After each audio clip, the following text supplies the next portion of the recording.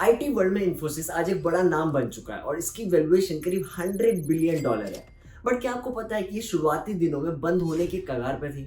But it was Narayana Murthy who stood up and save the company.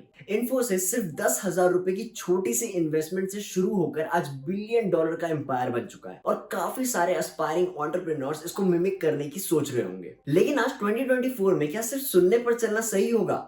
Obviously not. हमें ये success के पीछे की असली स्टोरी को समझना होगा और ये भी समझना होगा कि कैसे नारायण मूर्ति जी ने इतने छोटे से अमाउंट से इतना सब कुछ अचीव किया। नारायण मूर्ति जी मैसूर कर्नाटका में बॉर्न हुए, जहां वो एक मिडिल क्लास फैमिलीज में लिमिटेड फैसिलिटीज के साथ बड़े हुए, पर उनकी फैमिली में एजुकेशन की इंपॉर्टेंस बहुत थी। अपनी स्कूलिंग कंप्लीट करने के बाद उन्होंने एनआईटी मैसूर से अपनी इंजीनियरिंग कंप्लीट की और उसके बाद 1969 में उन्होंने आईआईटी से अपना मास्टर्स किया। उनकी फर्स्ट जॉब आईआईएम अहमदाबाद में एज अ रिसर्च एसोसिएट थी, जहां पे उन्होंने इंडिया का पहला टाइम शेयरिंग कंप्यूटर सिस्टम बनाया। इसके बाद जॉब छोड़कर उन्होंने अपनी पहली कंपनी बनाया जिसका नाम था सॉफ्ट्रॉनिक्स, पर वो ज्यादा दिन नहीं चली।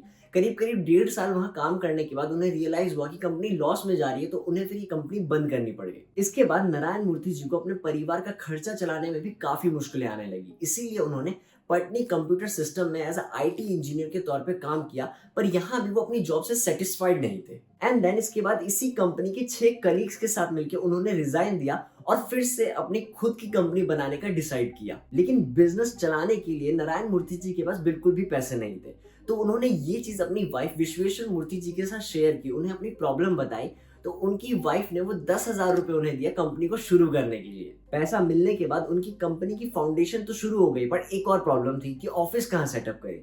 तो काफी सोचने के बाद उन्होंने अपने घर को ही ऑफिस बना दिया। इस तरीके से 1981 में इन्फोसिस की शुरुआत होती है। उन्होंने इस कंपनी को 6 को फाउंडर्स के साथ शुरू किया, जिनके नाम आप यहाँ पर देख सकते हो। ये वही लोग थे जिनके साथ मिलकर उन्होंने कंपनी से रिजाइन दिया था। ये सब के सब टॉप आईटी जीनियसेस थे, पूरा जो ऑपरेशंस था वो हैंडल कर रहे थे। उन्होंने इस कंपनी का नाम रखा इन्फोसिस कंसल्टेंट प्राइवेट लिमिटेड। अब यहाँ पे एक मजेदार बात यह है कि कंपनी की शुरुआत 1981 में हो गई, बट नारायण मूर्ति जी को अपना पहला कंप्यूटर 1983 में मिला।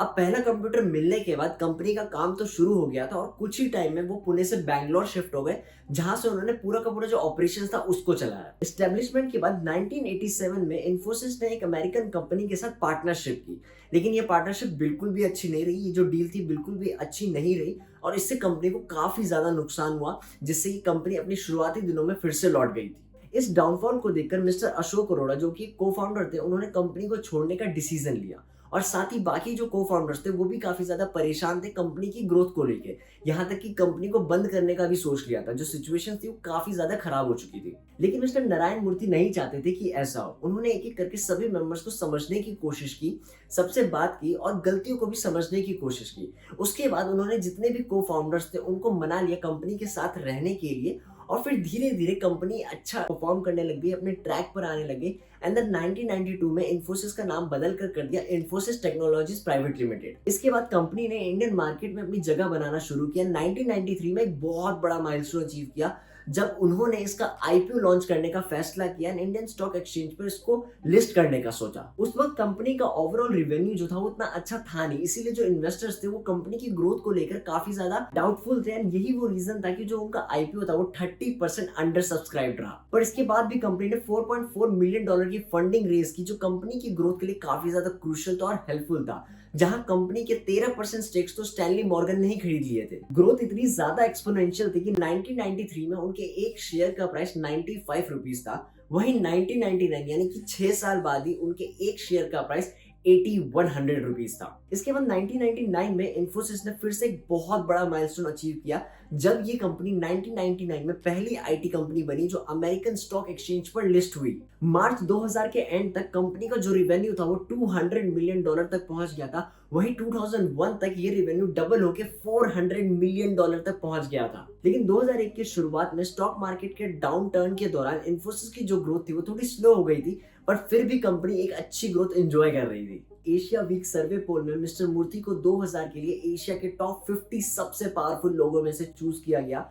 इकोनॉमिक टाइम्स के ऑनलाइन पोल में 50% रिस्पोंडेंट ने उन्हें बेस्ट सीईओ का वोट दिया। एंड फाइनली 2004 में कंपनी ने अपना पहला $1 बिलियन रेवेन्यू अचीव किया। आज की डेट में इन्फोसिस अपनी आईटी सर्विसेज को 54 से ज्यादा कंट्रीज एंड 247 से ज्यादा लोकेशंस पे ऑफर करती है। कंपनी के पास करीब 2.5 लाख से ज्यादा एम्प्लॉयज है। इसका मार्केट कैप जो है वो $94 बिलियन है। अगर साल 2022 की बात करें तो कंपनी ने करीब 16.3 बिलियन रेवेन्यू जनरेट किया, जिसमें से 3 बिलियन तो कंपनी का खुद का प्रॉफिट था। एंड यही वो रीजन है कि मार्केट कैप की लिस्ट में ये कंपनी टॉप 10 कंपनीज के अंदर आती है। सुनील पारेख 2 जनवरी 2018 से ही कंपनी के सीईओ है। आज की डेट में इन्फोसिस टीसीएस के बाद दूसरा सबसे बड़ा आईटी कंपनी बन चुका है। मैसूरू में इन्फोसिस का ग्लोबल एजुकेशन सेंटर दुनिया का सबसे बड़ा कॉर्पोरेट यूनिवर्सिटी के तौर पर जाना जाता है, जो 337 एकर्स में फैला हुआ है। 200 से ज्यादा क्लासरूम्स है, स्विमिंग पूल्स है, जिम है एंड प्राइवेट मल्टीप्लेक्सेस जैसे फैसिलिटीज भी हैं। ऑल्सो 1998 में इन्फोसिस फाउंडेशन को भी स्टैब्लिश किया गया था, जो rural development, health care and education पर फोकस करता है। इस फाउंडेशन ने कई एरियाज में बिल्डिंग्स बनवाए, पैसे डिपॉजिट्स किए, पब्लिक लाइब्रेरीज, हॉस्पिटल बना के health care and education system को सुधारने में अपना कॉन्ट्रीब्यूशन भी दिया है। नारायण मूर्ति जी की जो लेगेसी है वो सिर्फ इन्फोसिस तक लिमिट नहीं है,